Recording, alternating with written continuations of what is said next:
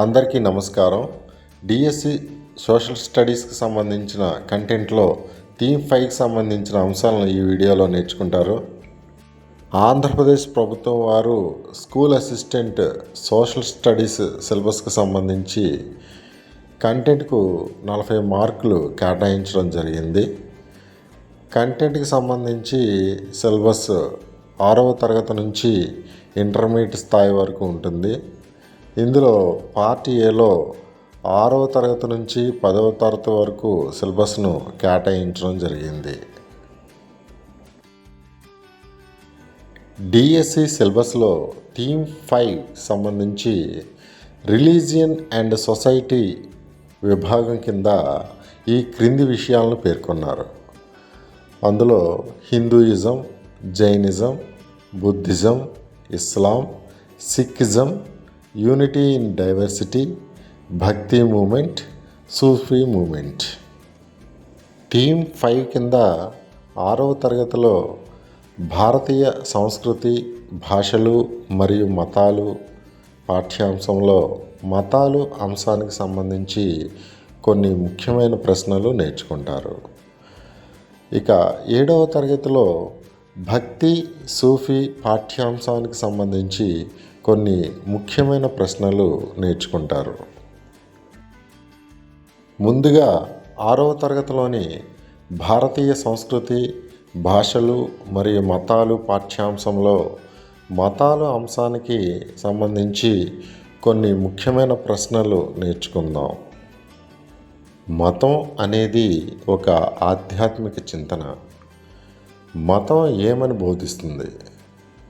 సుఖమయ జీవితం గడపడానికి కొన్ని విలువలను పాటించమని బోధిస్తుంది. పూర్వీకుల మత విశ్వాసాలను ఏ విధంగా తెలుసుకోవచ్చు? వారు గీసిన బొమ్మలు మరియు ఖననానికి ఉపయోగించిన వస్తువుల ద్వారా తెలుసుకోవచ్చు. భారతదేశం ఒక లౌకిక దేశం. ప్రపంచ మతాలలో చాలా పురాతనమైనది ఏది? హిందూ మతం. హిందూ మతం అనేది ఒక జీవన విధానం. హిందూ మతాన్ని సనాతన ధర్మం అని కూడా పిలుస్తారు. హిందూ అనే పదం ఈ పదం నుంచి వచ్చింది. సింధు. హిందూ మతం భగవంతుడు ఎక్కడ ఉన్నాడని తెలియజేస్తుంది, అన్ని జీవులలో మరియు నిర్జీవులలో. హిందువుల పవిత్ర గ్రంథాలు ఏవి? 1 వేదాలు, 2 ఉపనిషత్తులు, 3 భగవద్గీత, 4 రామాయణం, 5 మహాభారతము. చతుర్విధ పురుషార్థాలు అనగా ఏవి? 1 ధర్మం, 2 అర్థం, 3 కామం, 4 మోక్షం. 4 ఆశ్రమాలు అనగా ఏవి? 1 బ్రహ్మచర్యం, 2 గృహస్థాశ్రమం, 3 వానప్రస్థం, 4 సన్యాసం. చిత్తూరు జిల్లా తిరుమల శ్రీ వెంకటేశ్వర స్వామి దేవాలయం ఏ కొండలలో ఉన్నది? శేషాచలం కొండలలో. శ్రీ వెంకటేశ్వర స్వామి ఎవరి అవతారము? శ్రీ మహావిష్ణువు అవతారము. జైన మతాన్ని అనుసరించే వారిని ఏమని పిలుస్తారు? జైనులు. జైన మత గురువులను ఏమని పిలుస్తారు? తీర్థంకరులు. తీర్థంకరులు ఎంతమంది ఉన్నారు? 24 మంది. జైన అనే పదం ఏ పదం నుంచి వచ్చింది? జిన అనే సంస్కృత పదం నుంచి వచ్చింది. వర్ధమాన మహావీరుడు ఎవరు? వర్ధమాన మహావీరుడు జైనమత చివరి తీర్థంకరుడు. వర్ధమాన మహావీరుడు సత్యాన్వేషణ కోసం ఎన్ని సంవత్సరాలు తపస్సు మరియు ధ్యానం చేశాడు? 12 సంవత్సరములు. జైన మతం ప్రధాన లక్ష్యం ఏమిటి? మోక్షాన్ని సాధించడం. జైన మతం ప్రకారం ఆత్మ కర్మల నుంచి ఎప్పుడు విముక్తి పొందుతుంది? కైవల్యం లేదా జిన సాధించినప్పుడు. జైనమత సిద్ధాంతంలోని పంచవ్రతాలు ఎన్ని? 5. 1 అహింస, 2 సత్యం, 3 అస్తేయం, 4 అపరిగ్రహం, 5 బ్రహ్మచర్యం. పంచవ్రతాలలో వర్ధమాన మహావీరుడు చేర్చిన అంశం ఏది? బ్రహ్మచర్యం.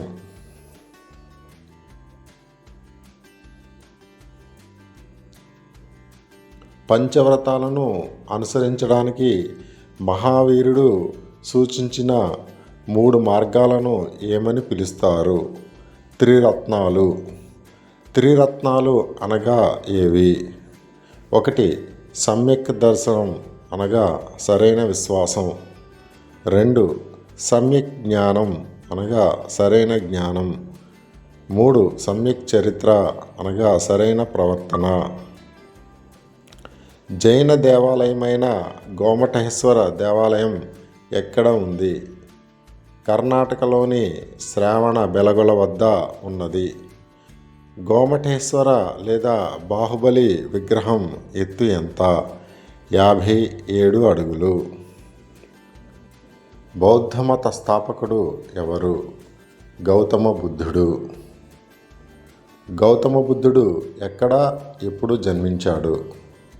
గౌతమ బుద్ధుడు నేపాల్లోని లుంబిని వనంలో క్రీస్తుపూర్వం 563లో జన్మించాడు. జ్ఞానోదయం ముందు గౌతమ బుద్ధుని పేరు ఏమి? సిద్ధార్థుడు. సిద్ధార్థుని తల్లిదండ్రుల పేర్లు ఏమి? తండ్రి పేరు శుద్ధోదనుడు, తల్లి పేరు మాయాదేవి. సిద్ధార్థుని భార్య కుమారుల పేర్లు ఏమి? భార్య పేరు యశోధర, కుమారుని పేరు రాహుల్. జీవితం యొక్క నిజమైన స్వభావాన్ని తెలుసుకున్నటకు సిద్ధార్థుడిని ప్రభావితం చేసిన కారకాలు ఏవి? 1 ఒక రోగి, 2 ఒక వృద్ధుడు, 3 ఒక సన్యాసి, 4 ఒక మృతదేహం. సిద్ధార్థునికి ఎన్ని సంవత్సరాలకు జ్ఞానోదయం అయింది? 6 సంవత్సరాలకు. గౌతమ బుద్ధుడు జ్ఞానోదయం పొందిన చెట్టు పేరు ఏమి? బోధి వృక్షం.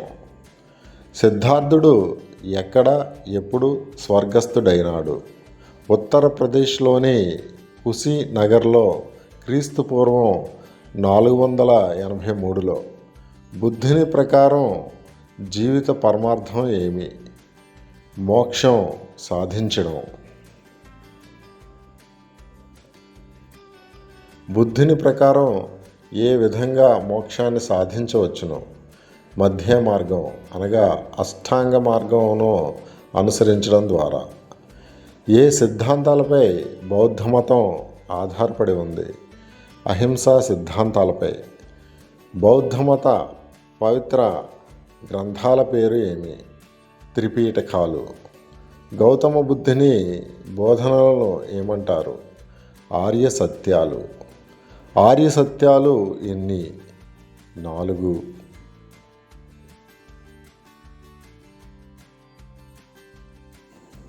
మధ్యప్రదేశ్లోని సాంచీ వద్ద క్రీస్తుపూర్వం 3వ శతాబ్దంలో బౌద్ధ స్తూపాన్ని ఎవరు నిర్మించారు? అశోక చక్రవర్తి. అష్టాంగ మార్గాలు ఎన్ని? అవి ఏవి? అష్టాంగ మార్గాలు 8. 1 సమ్యక్ దృష్టి, సత్యాన్ని తెలుసుకోవడం. 2 సమ్యక్ సంకల్ప, మనసును చెడు నుంచి విడిపించడం. 3 సమ్యక్ వాక్కు, ఇతరులను బాధ పెట్టేలా మాట్లాడకపోవడం. 4 సమ్యక్ కర్మ, ఇతరుల మంచి కోసం పనిచేయడం. 5 సమ్యక్ జీవన, జీవితాన్ని గౌరవించడం. 6 సమ్యక్ సాధన, చెడును ఎదిరించడం. 7 సమ్యక్ సమాధి, ధ్యానం సాధన చేయడం. 8 సమ్యక్ స్మృతి, ఆలోచనలను నియంత్రించడం.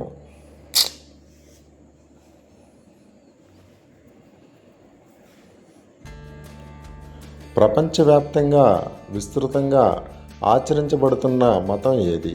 క్రైస్తవ మతం. క్రైస్తవుల పవిత్ర గ్రంథం ఏది? Bible. Saint Peter's Basilica church ఎక్కడ ఉన్నది? వాటికన్ నగరంలో.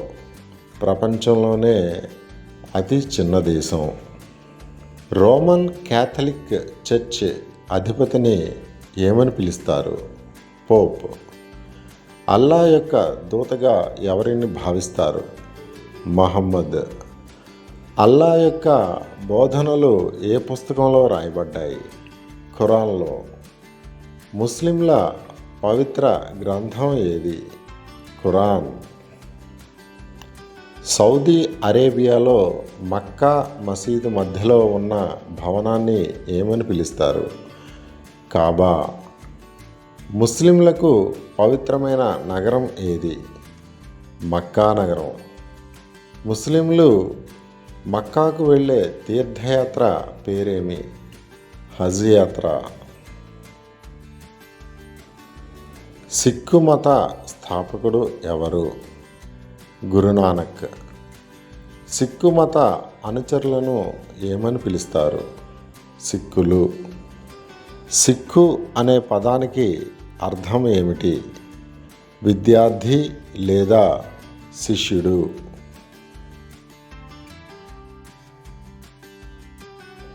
సిక్కు మత పరంపరలో ఎంతమంది గురువులు ఉన్నారు? 10 మంది. సిక్కు గురువులలో మొదటివాడు ఎవరు? గురునానక్. సిక్కుల ఆలయాన్ని ఏమని పిలుస్తారు? గురుద్వారా.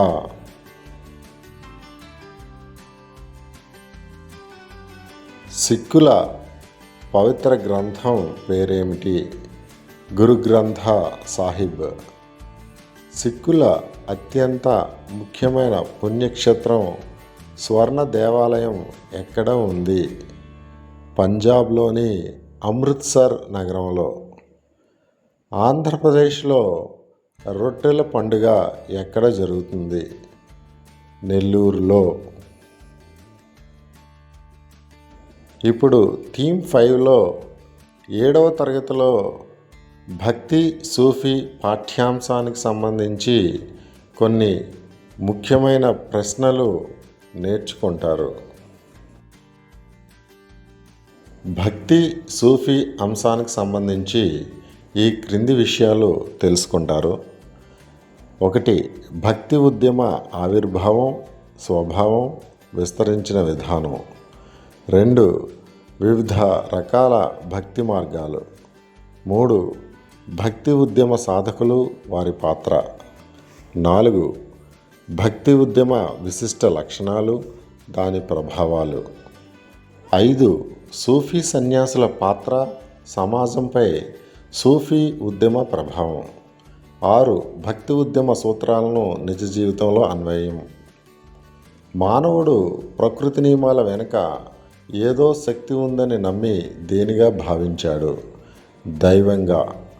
మానవుడు ప్రకృతి పట్ల గౌరవాన్ని, భయాన్ని, ఆరాధన భావాన్ని పెంచుకున్నాడు.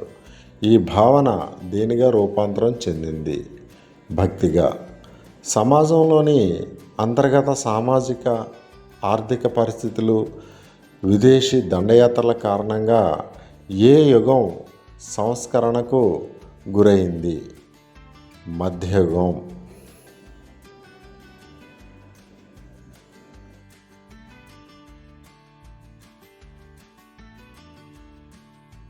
మధ్యయుగ కాలంలో సంస్కరణలు తీసుకురావడానికి ఎవరు ప్రయత్నించారు?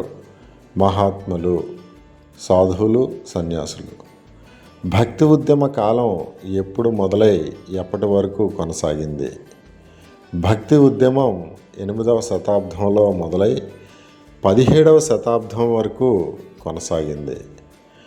భక్తి ఉద్యమ కాలంలో సంస్కరణవాదులు అవలంబించిన విధానం ఏమి? కీర్తనలతో దేవుణ్ణి స్తుతిస్తూ స్థానిక భాషలలో గీతాలు పాడడం.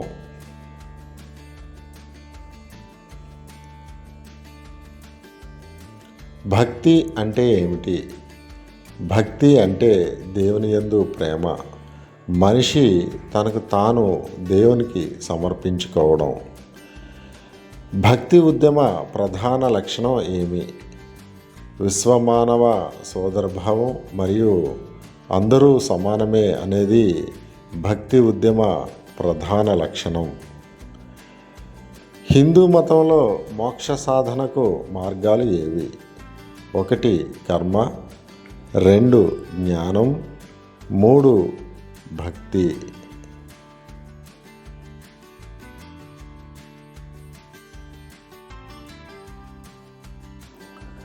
భక్తి ఎన్ని రకాలు?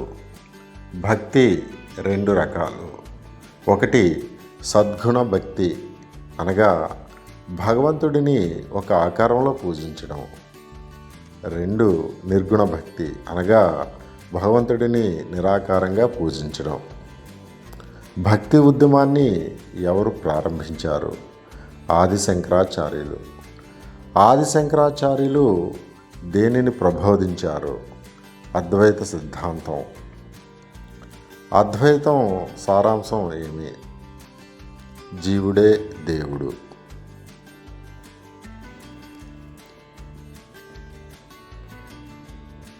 మధ్వాచార్యులు దేనిని ప్రబోధించారు? ద్వైత సిద్ధాంతం. ద్వైత సిద్ధాంతం దేనిని గురించి వివరిస్తుంది? జీవుడు వేరు మరియు దేవుడు వేరు అనే అంశాలను విశదీకరిస్తుంది. ద్వైతం అనగా 2 అని అర్థం. రామానుజాచార్యులు దేనిని ప్రబోధించారు?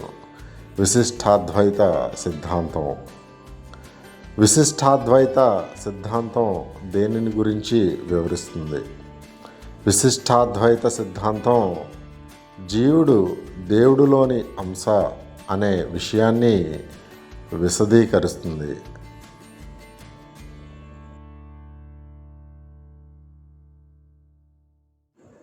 కర్ణాటకలోని భక్తి ఉద్యమాన్ని ప్రాచుర్యంలోకి ఎవరు తెచ్చారు?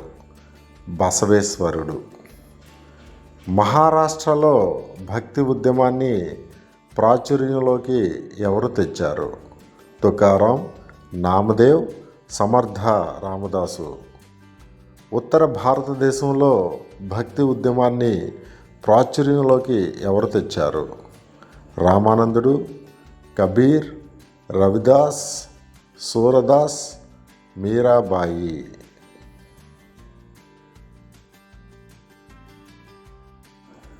బెంగాల్లో భక్తి ఉద్యమాన్ని ఎవరు ప్రాచుర్యంలోకి తెచ్చారు?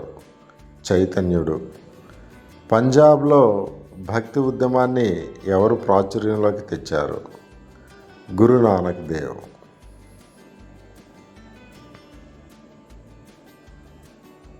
ఆది శంకరాచార్యులు ఎక్కడ జన్మించారు? కేరళలోని కాలడి గ్రామంలో. ఆది శంకరాచార్యులు ఏ వయసులో సన్యాసం స్వీకరించారు? 5 సంవత్సరముల వయసులో. ఆది శంకరాచార్యులు ఎన్ని శక్తిపీఠాలను ఏర్పాటు చేశారు? 4.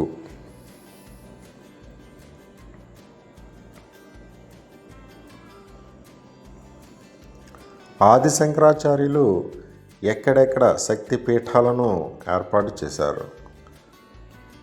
1 ఉత్తరాన బదరీలో, 2 దక్షిణాన శృంగేరిలో, 3 తూర్పున పూరిలో, 4 పడమర ద్వారకాలో. ఆది శంకరాచార్యుల రచనలు ఏవి? వివేక చూడామణి, సౌందర్య లహరి, శివానంద లహరి, ఆత్మబోధ.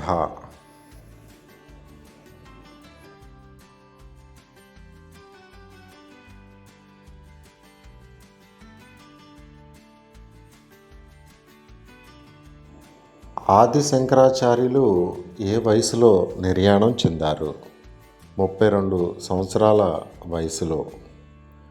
భారతదేశపు ఏ ధర్మంలో ఆది శంకరాచార్యులను గొప్ప మత సంస్కర్తగా భావిస్తారు?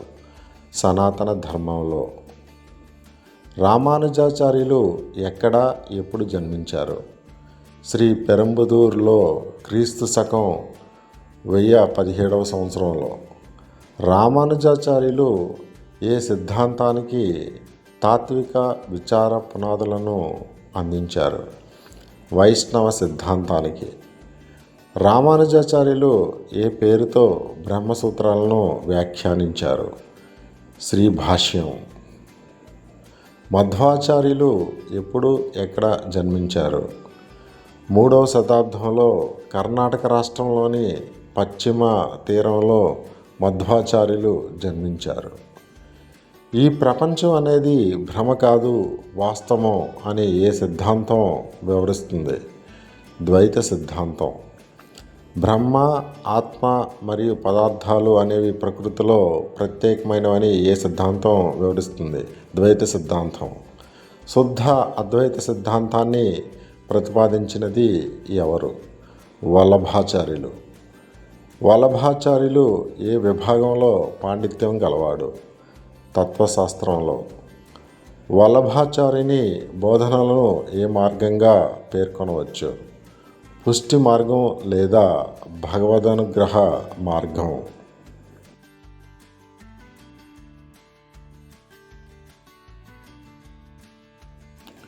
వల్లభాచార్యునికి ఎవరి యందు భక్తి, ప్రేమ ఉండేది? భగవాన్ శ్రీకృష్ణుని యందు. వల్లభాచార్యుడు వేటికి భాష్యం రచించాడు? బ్రహ్మసూత్రాలు. బ్రహ్మసూత్రాలు ఏ భాషకు సంబంధించిన గ్రంథం? సంస్కృత భాష. బ్రహ్మసూత్రాలను రచించినది ఎవరు? వ్యాసుడు లేదా బాదరాయణుడు. బ్రహ్మసూత్రాలకు మరొక పేరు ఏమి? వేదాంత సూత్రం.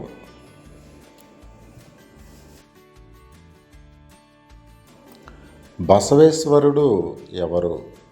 ఇతడు కర్ణాటక రాష్ట్రానికి చెందిన రాజనీతిజ్ఞుడు, తత్వవేత్త, కవి మరియు సామాజిక సంస్కర్త. బసవేశ్వరుడు దేనిని ప్రచారం చేశాడు? వీరశైవ సాంప్రదాయం. బసవేశ్వరుని రచనలను ఏమని అంటారు? వచనములు. బసవేశ్వరుని ప్రసిద్ధ సూక్తి ఏమిటి? మానవులంతా సమానమే, కులం లేదా ఉపకులం లేదు. ఉత్తర భారతదేశంలో వైష్ణవ మతాన్ని ప్రచారం చేసిన వారిలో ప్రముఖులు ఎవరు? రామానందుడు. రామానందుడు ఎక్కడ జన్మించాడు? ప్రయాగలో. రామానందుడు ఎవరి బోధనలను ప్రచారంలోకి తీసుకువచ్చాడు? రామానుజాచార్యుల వారి బోధనలు. రామానందుడు ఏ భాషలో బోధనలు చేశాడు? హిందీ భాషలో.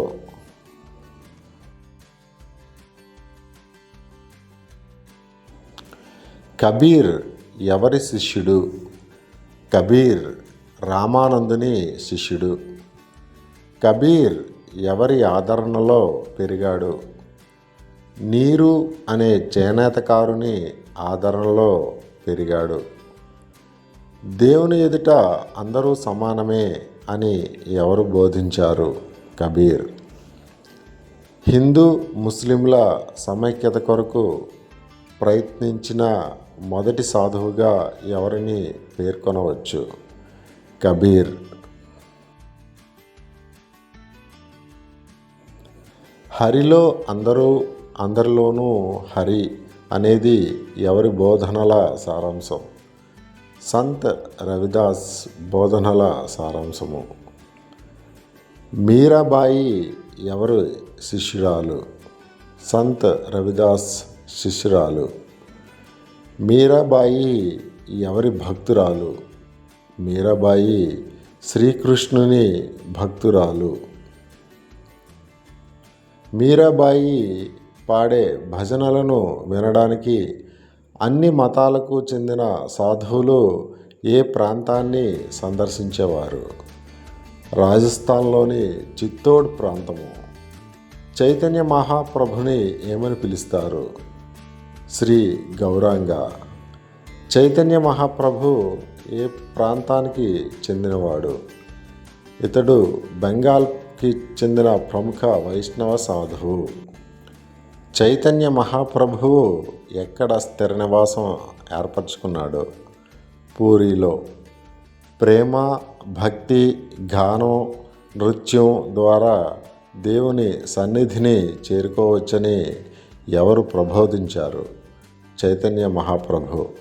ఆత్మ పరిశీలనకు ప్రాముఖ్యతనిచ్చిన సాధువు చైతన్య మహాప్రభు. శంకర దేవుడు ఎవరు? ఇతడు అస్సాం ప్రాంత సాధువు. ఇతడు కవి, నాటకకర్త మరియు సంఘ సంస్కర్త. శంకర దేవుడు సాంఘిక ఆధ్యాత్మిక కార్యక్రమాలకు అన్ని వర్గాల ప్రజలు సమావేశం అవడానికి వేటిని ప్రారంభించాడు? సత్రాలు లేక మఠములు మరియు నామ్ఘర్లు. సిక్కు మత స్థాపకుడు ఎవరు? గురునానక్. గురునానక్ ఎవరి బోధనలను విశేషంగా అభిమానించాడు? కబీర్ బోధనలు. గురునానక్ ఎక్కడ, ఎప్పుడు జన్మించాడు?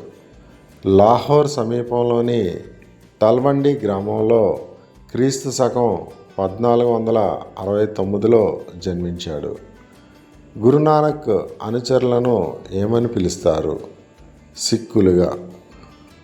గురునానక్ రాసిన గ్రంథం పేరేమి?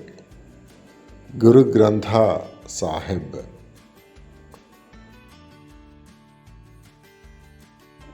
నామ్దేవ్ ఎవరు? ఇతడు పండరీపురానికి చెందిన విఠోబా భక్తుడు. ఏకాగ్రతతో మనసుని దైవానికి సమర్పించడం ద్వారా మోక్షాన్ని సాధించవచ్చు అని ఎవరు బోధించారు? నామ్దేవ్. భగవత్ దీపిక అనే పేరుతో భగవద్గీతకు వ్యాఖ్యానాన్ని రచించిన వారు ఎవరు? జ్ఞానేశ్వరుడు. భగవత్ దీపికకు మరొక పేరు ఏమి? జ్ఞానేశ్వరి. జ్ఞానేశ్వరుడు ఏ భాషలో బోధనలు చేశాడు? మరాఠీ భాషలో. సమాజంలోని అన్ని కులాలను భగవద్గీత గ్రంథ పఠనానికి అనుమతించాలని బోధించిన వ్యక్తి ఎవరు? జ్ఞానేశ్వరుడు.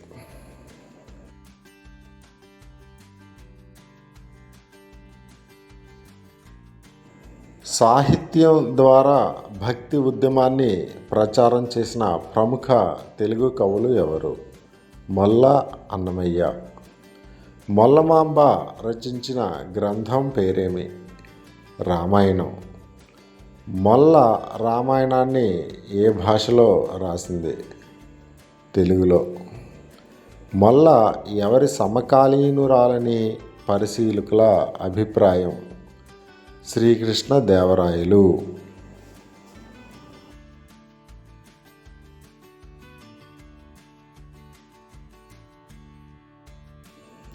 అన్నమాచార్యులు ఎక్కడ జన్మించారు? కడప జిల్లాలోని తాళ్లపాక గ్రామంలో. అన్నమాచార్యుల బిరుదు ఏమి?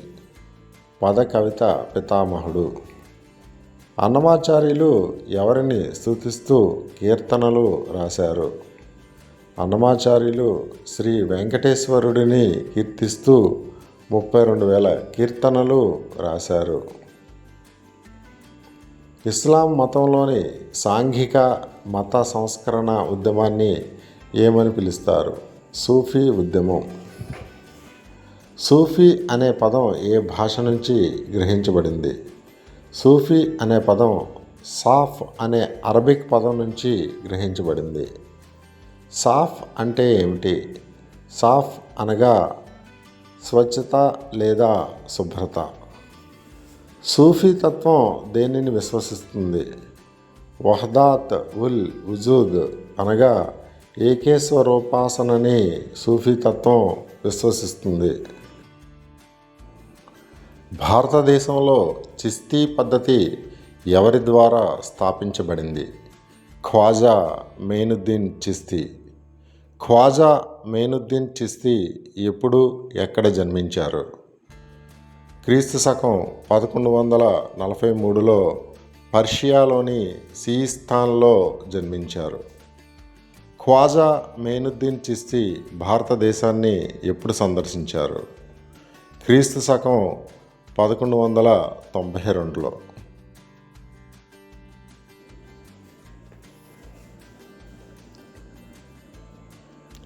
ఖ్వాజా మెయినుద్దీన్ చిస్తీ పవిత్ర సమాధి ఎక్కడ ఉంది? రాజస్థాన్లోని అజ్మీర్లో ఉన్నది. చిస్తీ సాధువులలో అత్యంత ప్రసిద్ధిగాంచిన వ్యక్తి ఎవరు? నిజాముద్దీన్ ఔలియా. నిజాముద్దీన్ ఔలియా ఎవరి శిష్యుడు? బాబా ఫరీద్ యొక్క శిష్యుడు. విశ్వవ్యాప్త ప్రేమ మరియు సోదరభావం అనే సందేశాన్ని వ్యాప్తి చేసిన వారు ఎవరు? నిజాముద్దీన్ ఔలియా.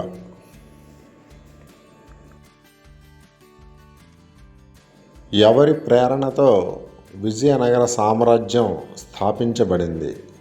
విద్యారణ్య స్వామి. ఎవరి ప్రేరణతో శివాజీచే మరాఠా సామ్రాజ్యం స్థాపించబడింది? సమర్థ రామదాస్ స్వామి. తిరుప్పావై ఎవరి రచన?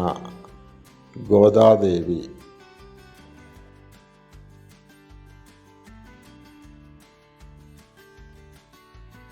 ఇస్లాంలోనే ప్రముఖ సూఫీ సాధువులు ఎవరు?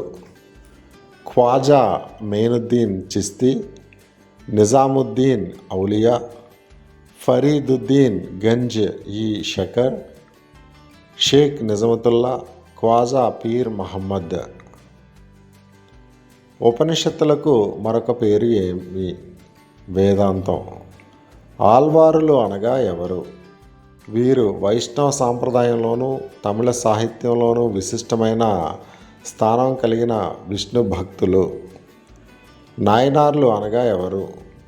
వీరు 5-10 శతాబ్దాల మధ్య తమిళనాడు రాష్ట్రంలో నివసించినట్లుగా చెప్పబడుతున్న 63 మంది గొప్ప శివభక్తులు.